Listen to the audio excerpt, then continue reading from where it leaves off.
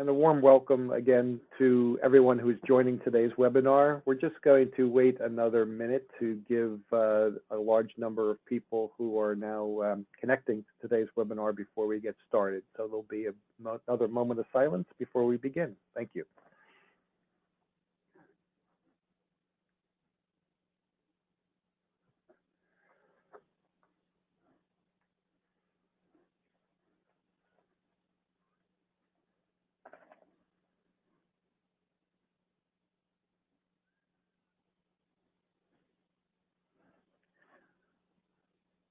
Okay, I see that we have a large number of people who have connected, so why don't we get started with today's first slide. So welcome everyone to today's webinar, EMV Payment Tokenization, What's New? This webinar is being brought to you today by the Secure Technology Alliance and EMV Co. I'd like to introduce today's speakers. So my name is Randy Vanderhoof, and I'm the Executive Director of the Secure Technology Alliance. And joining me today is Brian Byrne, who's Director of Operations for EMV Co, as well as Clinton Allen, who is the EMV Payment Tokenization Working Group Chair at EMV Co. Next slide. So the agenda for the webinar will begin with a brief introduction from me about the Secure Technology Alliance, and then I'll hand things over to Brian Byrne, who has a few comments to make about EMVCo, and then we're going to pass on to Clinton Allen, who's going to provide us with today's content on EMV payment tokenization. Upon the conclusion of Clinton and Brian's comments, we'll have time to take your questions, so we would encourage you to please submit your questions using the dashboard feature on the GoToMeeting webinar. And once we conclude the question and answer period, I'll pass things back over to Brian one more time for a quick wrap up and conclusion slide. And I wanted to let everyone know that this webinar is being recorded, and the playback as well as this slide deck will be made available to all participants shortly after the conclusion of this webinar. So if we could go to the next slide, I'd like to give a brief introduction about the Secure Technology Alliance. The next slide, please. So for those of you who are not familiar with the Secure Technology Alliance, here's a high-level introduction. We are a cross-industry security association representing industry organizations that provide digital security solutions and the implementation of such solutions to protect privacy and secure transactions across a number of different vertical markets. The payments industry is one of these verticals and the subject area of today's webinar, but we are also active promoters of digital security for enterprise and government markets, as well as healthcare. Within payments, the Secure Technology Alliance has a separate but related industry association it operates called the U.S. Payments Forum. This organization was formed in 2002 as the EMV Migration Forum to help lead the U.S. market in its adoption of EMV chip technology. And in 2016, it changed its name to the U.S. Payments Forum, and it also expanded its mission to support the adoption of EMV and other related payment solutions, such as mobile payments, transportation payments, and security solutions to protect the online payments channel. One of the resource sites operated by the Secure Technology Alliance and the U.S. Payments Forum is the EMV Connection Payments Information Web Portal that provides a single source for white papers, research documents, FAQs, videos, and other workshops and webinars to educate issuers, merchants, processors, and industry suppliers about the U.S. implementation of EMV technology. This also further clarifies why we've partnered with EMVCo today to bring you this webinar on payment tokenization, sharing what is new from the standards body responsible for the security and interoperability of payment tokens. So now I'll turn this over to Brian Byrne, who's Director of Operations at EMVCo, for a brief introduction on EMVCo. Brian? Thank you very much, Randy, and we very much appreciate partnering with the Secure Technology Alliance today. Next slide, please. So EMVCo's mission is to facilitate the worldwide interoperability of secure payment transactions. And we do this by publishing the EMV specifications and their related testing procedures. Now, one of the things that makes EMVCo somewhat unique is that our specifications, once developed, are made available royalty-free to the industry. Now, there's three core areas of EMVCo's work. We're focused certainly on secure payments. We're focused on supporting emerging technologies. But very critically, we're focused on global interoperability. Next slide, please. So let's talk about that interoperability for a second. So whether or not a consumer is using a card or a phone, or whether they're shopping online, EMVCo and the EMV specifications exists so that a payment product issued in one country can be securely and reliably accepted in another. Next slide, please. So I think all of us know that when we think about payments, card-based payments, the industry is a lot more complex than it was even 5 years ago. Today, card-based payments involve multiple options when it comes to purchaser verification, multiple choices when it comes to the payment device that's being used, and certainly there's a lot of different forms of data exchange occurring between the payment devices and the acceptance environment. And then, of course, all of those transactions still go through an authorization and settlement process to accomplish the final transaction. Next slide, please.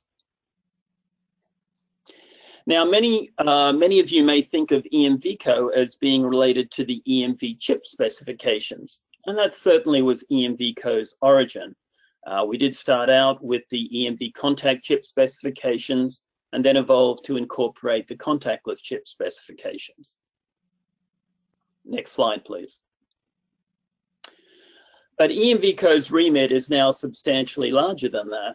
Within this environment of purchaser verification, payment device authentication, and data exchange, EMVCo has a suite of specifications that are either currently published, or as you will see there, we have several areas like software-based remote mobile payment security requirements, secure remote commerce, and second-generation work, which is under development.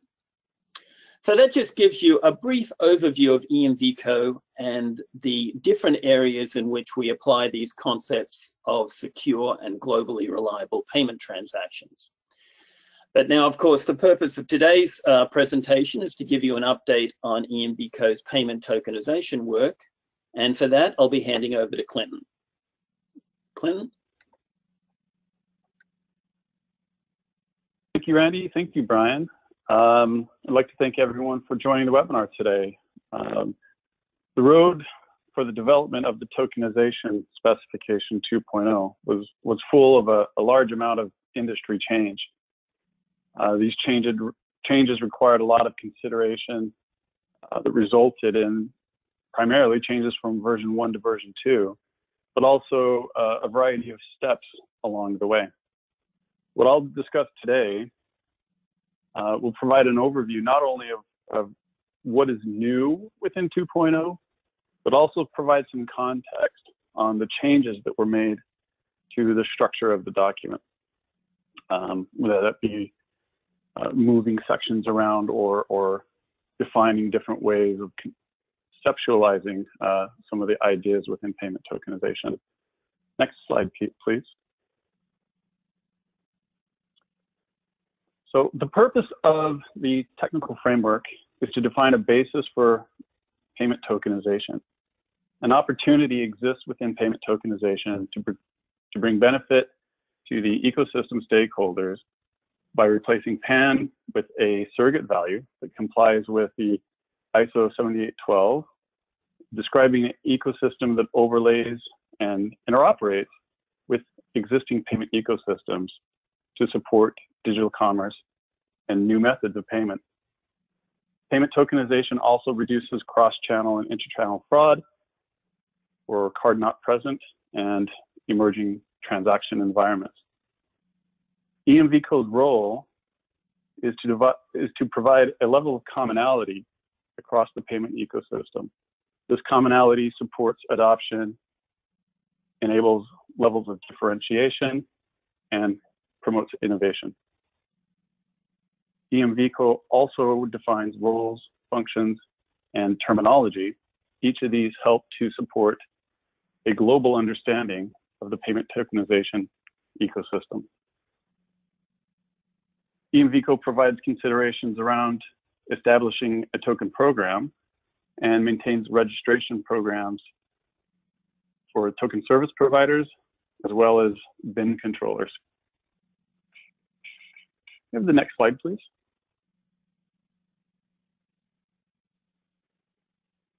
So other forms of tokenization have existed within the payment ecosystem for quite a while and have at times been referred to as security tokenization, as well as a lot of other types of tokenization. Security tokens are used by a variety of entities and serve a number of different purposes, including data protection within the acceptance domain and between a subset of the payment ecosystem participants. Security tokens do not necessarily traverse the interoperability domain. These security tokens are not addressed within the payment tokenization technical framework, and the payment tokenization technical framework does not preclude or restrict the use of security tokens. Payment tokens, on the other hand, are used to facilitate payment transactions in the same format as PAN and must be issued by a token service provider. Payment tokens can be received by a merchant or acquirer in a transaction. They can be used by a merchant or acquirer directly in place of a PAN.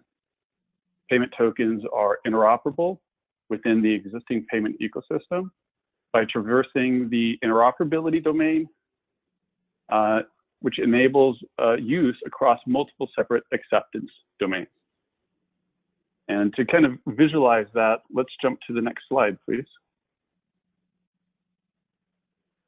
So the overview of security tokens and payment tokens in the previous slide highlighted some of the distinguishing characteristics. This is a visual representation. You'll notice on the left, there are a number of types of tokenization grouped within what, for this presentation, we're calling security tokenization. You have PCI guidelines. A variety of security tokens actually follow PCI guidelines in terms of acquirer tokenization and merchant tokenization. We also have issuer tokenization, which is effectively transparent outside of the issuer's domain. And then, of course, we have EMV payment tokenization, which you'll notice traverses the acceptance domain, the interoperability domain, and the issuer domain. There's some variation in how all of these work. The green circle, if we look at the security tokens, you'll notice that the token to PAN during a transaction is the taking the token and mapping it to a PAN value occurs with what we're calling in this document the acceptance domain. You'll also notice that in the issuer and the EMV payment tokenization, the token to PAN also occurs potentially either in the issuer domain or the interoperability domain, depending on variations on how a particular token program or payment ecosystem is established. Each of these domains include a variety of participants. To keep things as simple as possible for this diagram and this visualization, we haven't included everybody, right? The payment ecosystem is full of an incredible number of folks that are providing value at every step along the way of a transaction. Not only that, there's value provided before and after. So this slide's intended purpose is primarily to highlight a variety of tokenization methods that are commonly referred to in the industry and provide some context around how the EMV payment tokenization technical framework sits alongside those other tokenization processes. Let's move on to the next slide, please.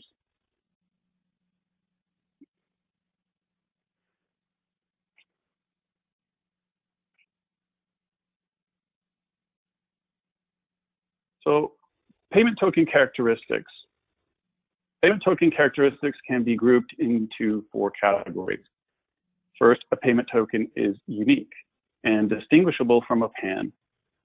Token bins or token bin ranges provide ecosystem transparency and avoid collision or conflict between PAN and payment tokens.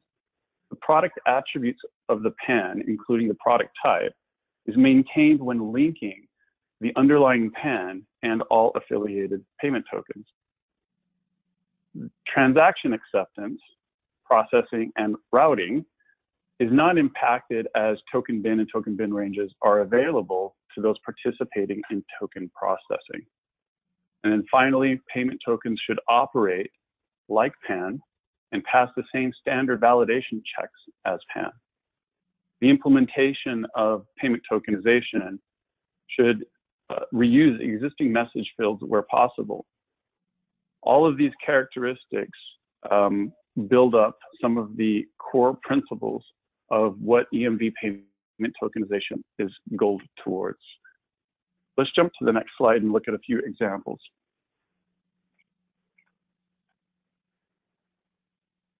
A payment tokenization ecosystem enables innovative advancements in the payment ecosystem. And one of the things I'd like to highlight on this slide is the visual arrangement, right? Within the payment ecosystem, we have a variety of use cases. And within both of those, we have an overlay of payment tokenization. The relationship between these highlights the fact that payment tokenization doesn't replace any of these. It merely is an enabler.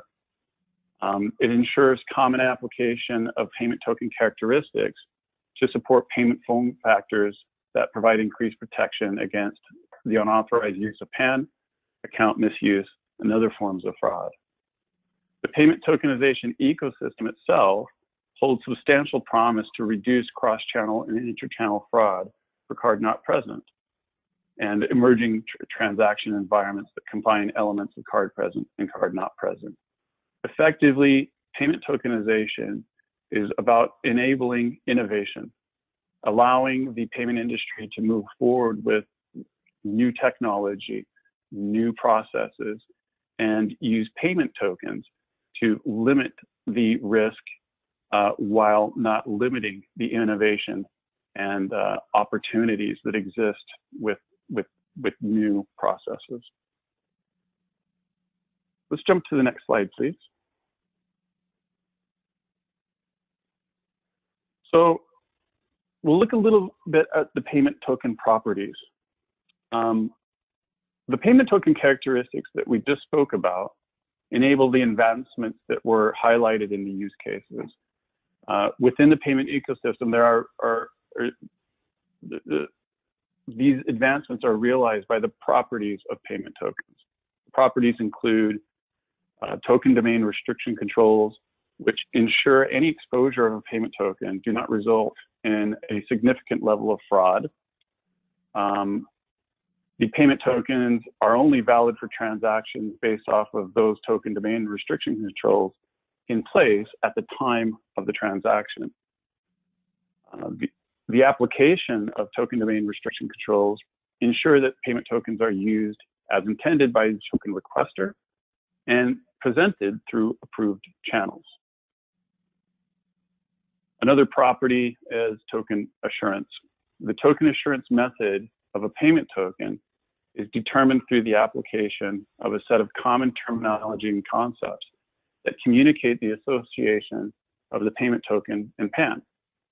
The location of a payment token is identified and provides the data storage approach and whatever security architecture is in place for the payment token and related data. The combination of these properties are essentially the foundation of what we do with payment tokenization. Allows the innovation, allows the growth, allows the payment ecosystem to move forward in an interoperable way. Let's jump to the next slide, please. So looking at the journey, as I mentioned at the beginning of the call, we definitely had a version 1 to version 2. There were a few steps along the way. I'll highlight just a few of the steps and some of the outcomes. The introduction of payment tokenization was the result of efforts to address changes in the payment ecosystem, enabling growth without impacting interoperability. Version 1 introduced PAN in device-based proximity scenarios and increased the opportunity for innovation and e-commerce. The PAR specification, released in Bulletin 167, released in January of 2016, introduced PAR as a linkage between PAN and its affiliated payment tokens to support a variety of needs in the acquiring domain, including anti-money laundering and other risk analysis needs. The PAR data object specification, Bulletin 178, released in April of 2016, enabled PAR adoption in EMV transactions. This allowed those who choose to enable the data availability in EMV transactions. In September 2017, we finally released the version 2. It was effectively published to increase the flexibility of implementations, introduce concepts around more advanced e-commerce uses and of payment tokens. Let's move on to the next slide. So from this point, we'll talk a little bit about the processes and roles within payment tokenization. Version 1, as a framework, introduced a lot of concepts. The structure of the document, while solid, was organized in a way that was easily misinterpreted. So a great deal of the work that was done with version 2 was to address the contextual placement of everything within the document, looking at the organizational structure, looking at the processes, examining the roles, and making sure that we had a structure in the document and a clarity within the descriptions and language used to describe the roles and processes that allowed not only 2.0 to introduce new concepts, but reform and restructure version 1. So let's move to the next slide. So here on page 22, we have our common roles. The implementation of payment token solutions as outlined by the technical framework involve a number of roles within the payment tokenization ecosystem. Some are existing roles within the traditional payment ecosystem, and others are token-specific roles defined by the technical framework. This is highlighted on this slide as, again, with the visual representation of the payment tokenization ecosystem placed within the payment ecosystem. We see the roles that exist and will continue to exist within the payment ecosystem and the payment tokenization roles that were introduced. Payment tokenization specific roles may be fulfilled by existing entities within the payment ecosystem or by other people that are newly emerging, new entities that never participated in the payment ecosystem before. Let's jump on to the next slide, please. On this slide, what we do is look at introducing the core components of payment tokenization. We have token issuance, token provisioning, token presentment, and finally token processing. All of these processes are associated with a transaction. Outside of the transaction, there are a variety of registration processes, which we'll get into in a little bit, but ultimately the roles, the participants can provide the functional completion of a variety of different parts of these processes. The grouping within the document allows us to be more precise on describing what token requesters' roles are during token presentment, what their roles are during issuing and provisioning and token processing. All of these associative roles in processing leads us to the next slide, which is the kind of mapping of processes to groupings of processes. The first organizational structure you'll notice is that registration is introduced into this diagram from the last slide, because ultimately the token issuance and provisioning, token presentment, token processing are all transactional. Well, token presentment and token processing are, but the registration processes that have to occur before issuance, before presentment and token processing have to occur to ensure that the payment tokenization ecosystem is properly established within a payment ecosystem to function. The processes and activities of these participants in the payment tokenization ecosystem can be grouped into the four categories, as I've highlighted: registration, token issuance, provisioning, presentment, and processing. EMV Co administers the registration program for BIN controller ID, as well as the token service provider code, which is used in the token requester ID.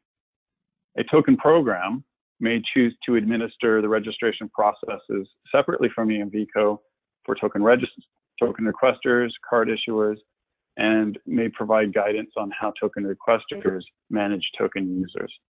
So there's a variety of complexity in the industry that's not in the industry that we're trying to control with the structure of payment tokenization. Under the token issuance grouping,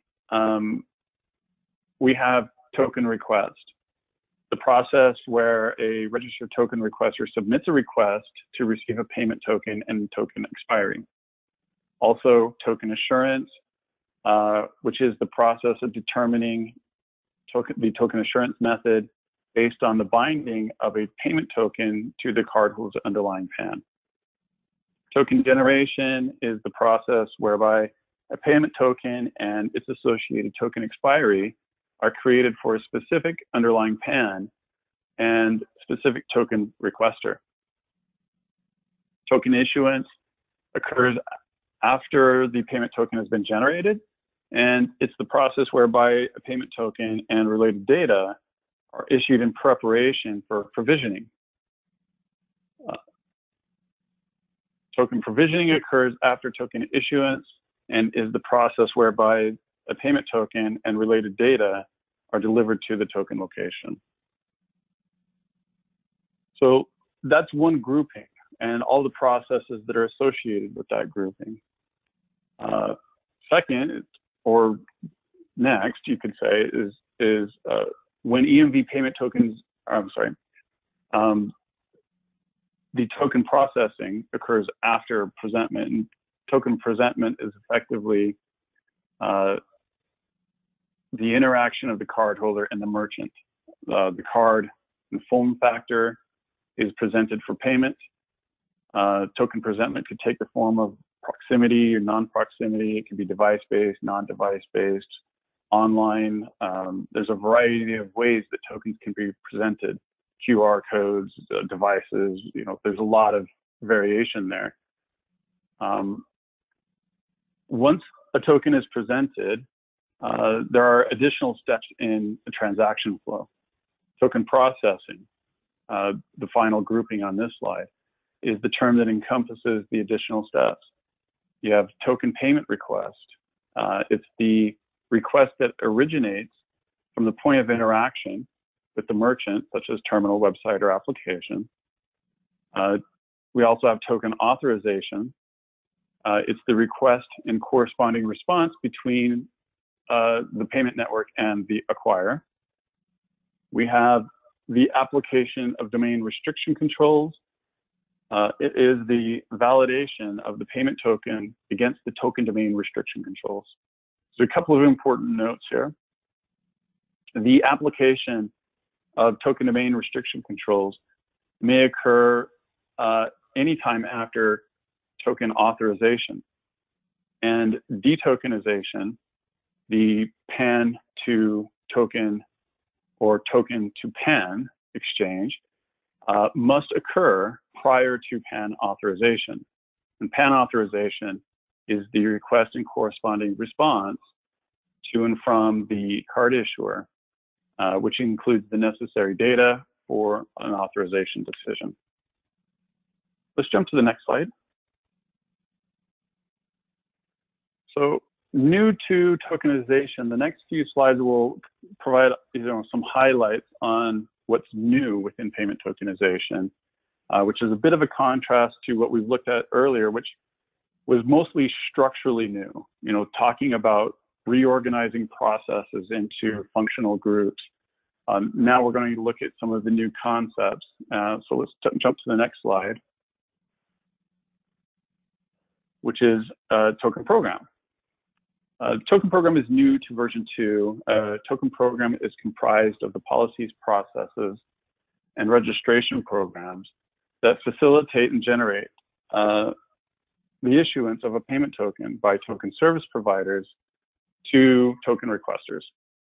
And of course, they're using the token bins or token bin ranges.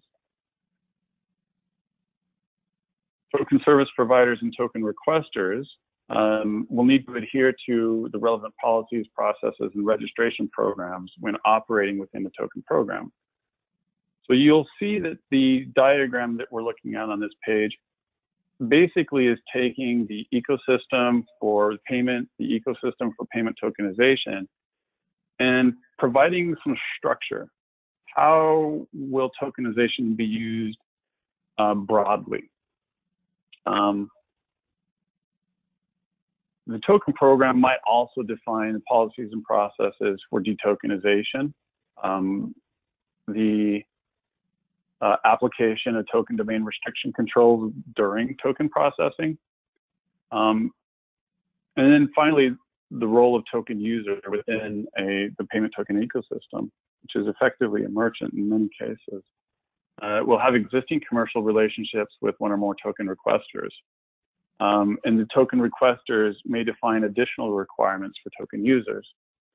So all of these things fitting into this combination of different ecosystems is managed by the token program, or not necessarily managed by the token program, but act on behalf of the policies and processes that are established within a token program.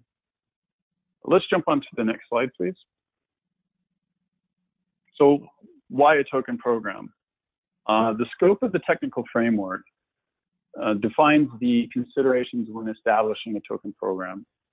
When a payment tokenization ecosystem includes multiple token service providers operating within an existing payment ecosystem, a token program can provide a level of consistency that promotes adoption and commonality while not limiting innovation or differentiation.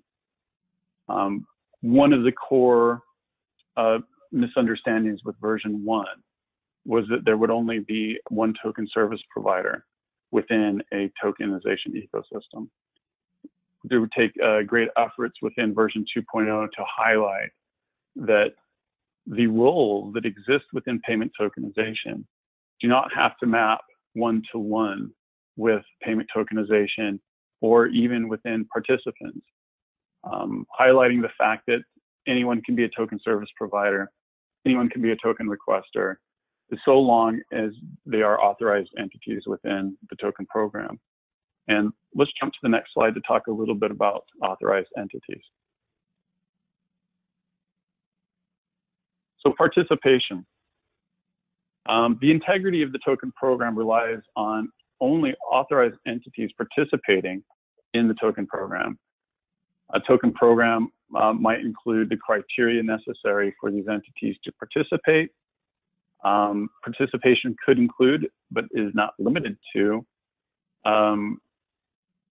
existing participants in the payment ecosystem, those who are already there, such as card issuers, token service providers, token requesters, but also new third-party service providers. These authorized entities perform the functions of the processes associated with payment tokenization under the guidelines, which are comprised of the policies and processes. Let's jump to the next slide, please.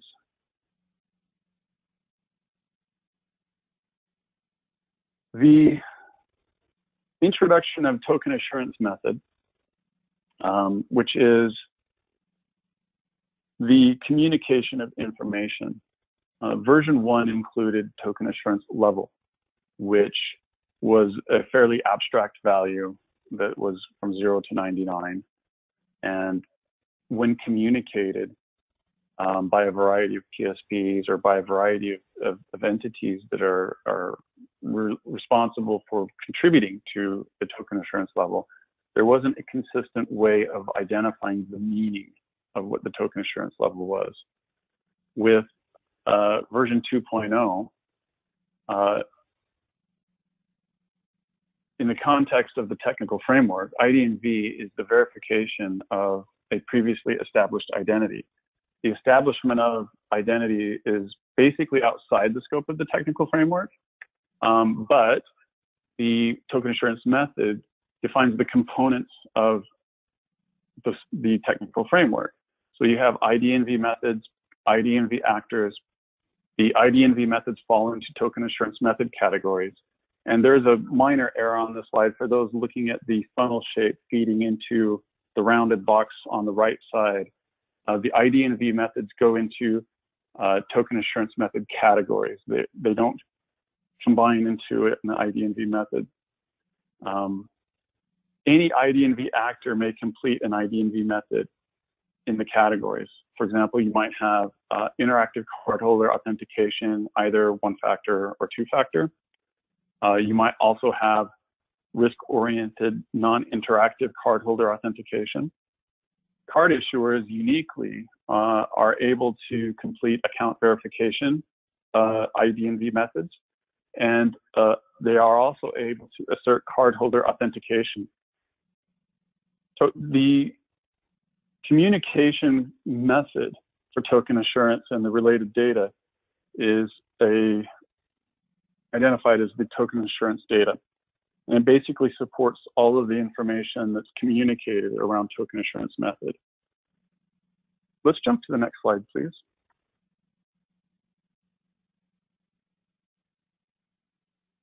Shared payment token. So this is one of the new use cases that is a new use case, but it doesn't really create anything new within the specification. It just takes the existing structure and allows us to kind of put a lens on it to look at everything in a different way. So a payment token is considered a shared payment token when it is used by one or more token users. And again, remember that in shared payment token use cases, token users are typically going to be merchants. They're not going, the merchants aren't going to be the token requesters. There's going to be a third party acting as a token requester on behalf of the merchants. The shared payment tokens are typically used in application-based commerce and e-commerce scenarios. The use of a shared payment token is limited by its token domain restriction controls that are established at the time of the transaction rather than at the time that the payment token was issued. Token requesters must request shared payment tokens on behalf of token users, and the token requesters are responsible for managing the shared payment token and the corresponding unique transactional data. Token users will be identified by merchant identifiers included in the token control fields during token processing. So visually, you see on this slide a token requester receiving one token, which is shared across multiple token users.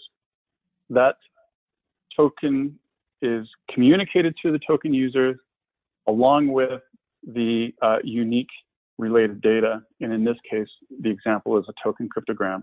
You'll notice that the token is the same for each of the token users, but the token cryptogram is different. So that is the concept around a shared payment token, is that the cryptogram is used to secure the transaction for the token user, not typical domain restriction controls such as merchant identifier or channel. Let's move to the next slide, please. So merchant-initiated transactions. All transactions implicitly start with some sort of agreement between a cardholder and a merchant that results in one or more transactions. The technical framework defines two categories of transaction types: cardholder-initiated transactions. These include times when a cardholder directly presents a payment credential for the cardholder-initiated transaction, as well as any authentication and verification requirements. Merchant-initiated transactions are always the result of cardholder-initiated transactions. Examples could be recurring payment, subscriptions, split shipment, a variety of different types of transactions that are defined in EMV Co specifications as well, or guidance documents. The transaction unique data, such as token cryptogram, from a cardholder-initiated transaction should not be reused in merchant-initiated transactions. Merchant-initiated transactions are always considered card-not-present transactions and should refer to the original cardholder-initiated transaction using token control fields and any other related data. Let's jump to the next slide, please. So we look at token requester types. This is annexed within version 2. It's currently a work in progress. There's a great deal of work going into categorization of types of properties, and token requester type is the first that the team has come up with. And it's effectively the identification and communication of types of token requesters that provide token service providers and card issuers with information that's needed during processes such as token issuance and provisioning and token processing. These characteristics of a token requester type can be used within token provisioning to facilitate token issuance, and they influence the process around token assurance method, token location, token domain restriction controls, token cryptogram, and the type of token. For example, whether or not the token requester type is participating in something that uses shared payment tokens or something like a limited use payment token, which let's jump to the next slide and we'll cover off limited use payment token. So this is the final slide, and then I'll hand off back to Brian. But limited use payment token may be issued for a single cardholder initiated transaction, along with any related merchant initiated transactions. Token domain restriction controls govern the control of the limited use. Limited use tokens cannot be reused or stored by the token requester or token user for any additional cardholder initiated transactions.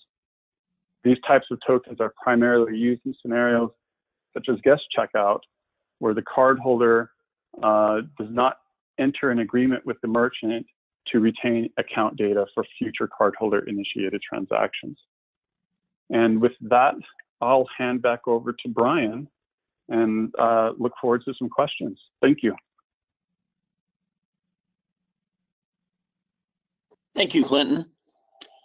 So Clinton's just provided you with an overview of the changes that we've made between the first and the second version of the payment tokenization specification.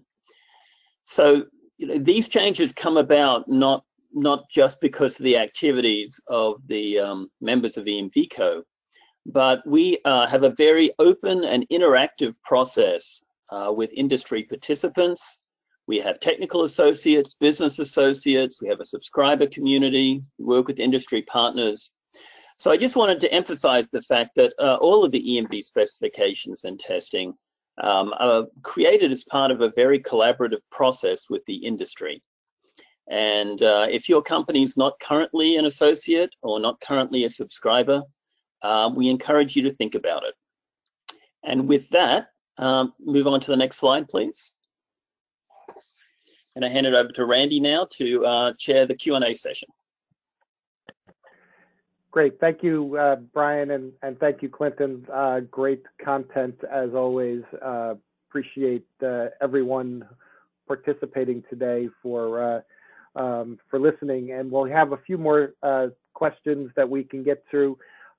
If you have some more thoughts that you'd like to ask of Clinton or Brian regarding the specifications, you can use your dashboard now to submit them. We'll get to as many as we can.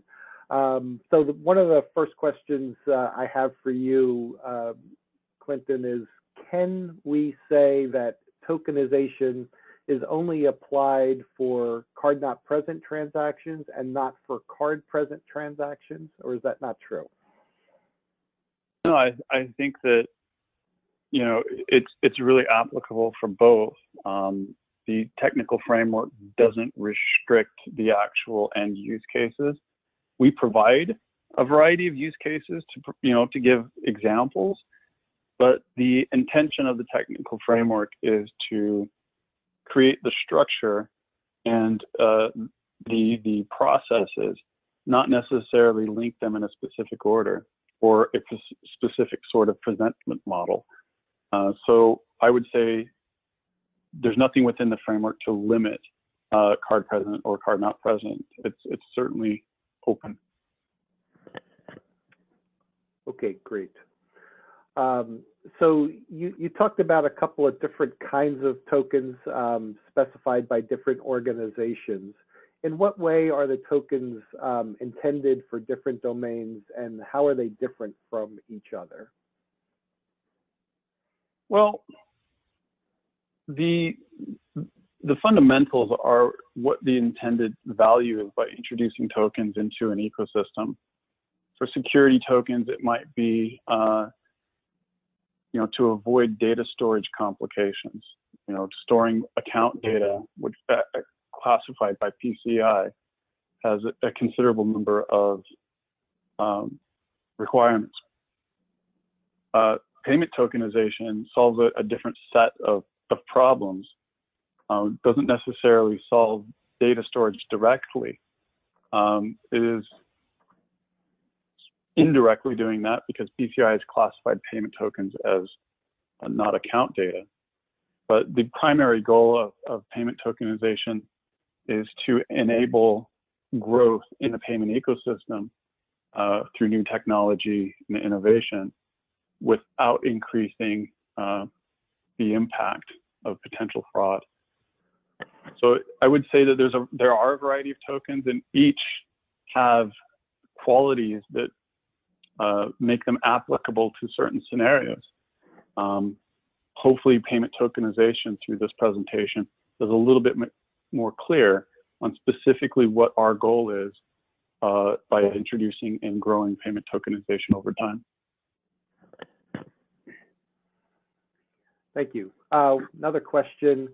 Can you provide a real-world example of a shared token usage?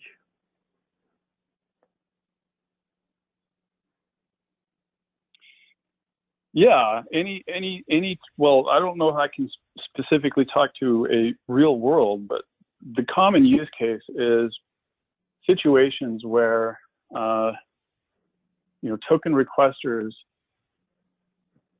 act on behalf of multiple merchants. So you can think of an intermediary that requests tokens independently of transactions.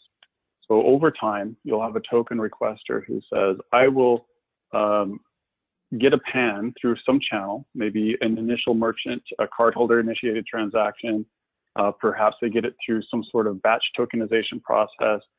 Whatever the situation is, a token requester requests a token that is categorized as a shared payment token. That token is created by the TSP and issued and provisioned to the token requester. The token requester then, at a later point in time, will service a variety of calls from merchants who say, I have a need for a transaction. I need a payment token. Perhaps the token requester gave the merchant some sort of reference ID that allows the merchants to say, I need a token for this particular reference. Maybe the token requester gave the merchant the actual token. But the merchant, and because of the shared payment token restriction, that it requires some additional unique data, for example, the token cryptogram, cannot use the token without that additional unique data. So each merchant that works alongside that token requester is going to get a new token, which allows merchants to store references or store payment tokens. It allows token requesters to service the transactional and authorization needs of a merchant. But what it does additionally, it allows the creation of the token to be decoupled from the transaction, right? Typical token usage requires that a token is issued to a token requester with a limited scope, right? It can only be used in a particular channel, or it can only be used in a particular merchant. Shared payment tokens, when they are issued, typically do not have enough information to establish the token domain restriction controls required for transactional processing. So the unique data, such as token cryptogram, is added during the transaction processing to address this. I know that's not a real world example, but it's difficult for me to talk about the specifics in this context. Okay, I think that was so very helpful. Another question, is it only the global networks that can detokenize and return the original PAN? Actually, Clinton, if you don't mind, I just wanted to provide a bit of general context before you answer this question specifically. Yeah, that's fine. Thank you, Brian. Thanks. So one of the things I didn't emphasize at the start, but I just wanted to emphasize here is EMVCo's role in the industry, whether it relates to payment tokenization or any other form of the application of secure specifications. It's related to providing a toolbox to the industry, and that toolbox might specify different roles, different functions that need to be completed. But the actual implementation of the toolbox is not something that EMVCo governs. We don't have control over what aspects, what decisions are made from a business perspective. We don't have any control over timelines, migration schedules that may be adopted by one country versus another. So I didn't say that up front, but I think it just might be a relevant context setter before Clinton goes ahead to answer this question. Thanks. Yeah, thanks, Brian.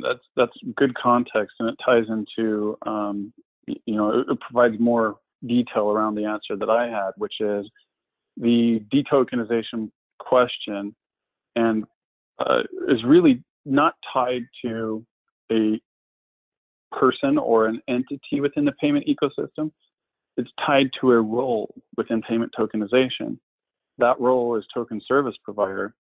The token service provider, from a functional perspective, is the role that is associated with detokenization. The only constraint that the payment tokenization framework places on detokenization is that it must occur before PAN authorization. There's a variety of ways that can happen. There's a lot of variation. So the framework provides the tool set, provides the mechanisms and the processes, and then allows for the innovation to occur within the industry. Thank you. Thank you. This is a question that has to do with the application cryptogram. And the question is, does the use of tokens affect the PAN sequence number or the key that's used for the application cryptogram? I have to say that I can't answer that. I don't know the answer to that. That would have to be something we would take away and get back to get the response back to the folks at a later time. Okay. Question regarding different uses of of tokenization within the ATM environment and point of sale environments. Are there anything that's unique or different about tokenization when it's used in an ATM environment versus a point of sale environment? I don't think so. I mean, again, this is specific to, implementation. What I would say is that the technical framework provides the tools for, those participants to engage in whatever processes are needed, right? The end result of an ATM is quite different than the end result of a typical transaction, but the processes that occur are not different, but may be tailored or implemented differently between those entities participating in that use case. So tokenization doesn't place any requirements or restrictions on that, but it also doesn't restrict or cause any complications directly. Thank you. Okay, great. And looks like we're almost at the end of the hour. We've got time for one more question here. Can you provide a use case for a limited use token? Yeah, so limited use token primarily is around not necessarily the token itself, right? The limited use of a token is placing additional domain constraints on a token's use. This is goaled towards providing merchants the ability to conduct guest checkout scenarios where the merchant wants to take advantage of payment tokenization, but they're not planning to store the tokens for, future transactions, future cardholder initiated transactions. So the use case is as a cardholder, I go to someone's online website, I select some products, I want to pay for them, I provide my details, and the token is requested, the token is provided, but the merchant as the token requester, made the request for the token indicating that this is a limited use, right? The merchant's not going to store that payment token for future cardholder initiated transactions. So there may be different types of domain restriction controls placed on it that limit its use, so that the merchant, if it were to choose to use that token again against the cardholder's wish, it would not function in the way that it would for cardholder initiated transactions. Okay, thank you, Clinton, and thank you, Brian. With that, I'll end the Q&A session and turn over to Brian for final comments. Next slide. Great. Thank you, Randy. And just a reminder, we didn't have time to get to all the questions. I'd like to thank all of you who joined us and stayed with us for the full hour. If you submitted a question and we didn't get to it, we definitely will be sending you a written answer. So all questions will be answered. If you want more information about EMVCo, we would encourage you to go to our website, where we've got a lot of information on the specs and the work that we're doing. What's going to happen next is that as you close this window, a short survey will pop up. We encourage you to please respond. We appreciate your feedback and we look forward to seeing it. Today's presentation is going to be recorded, and as soon as it's formatted and ready, will be up both on the EMVCo website and the Secure Technology Alliance websites. If you think of anything else from today's presentation, we'll be happy to respond. Please submit a question at the media@emvco.com link. That's media@emvco.com. We encourage you to follow us on LinkedIn. And if you have any other questions about the Secure Technology Alliance, please contact their website, securetechalliance.org. And with that, I'd like to thank all of you. Thank you very much for your participation today.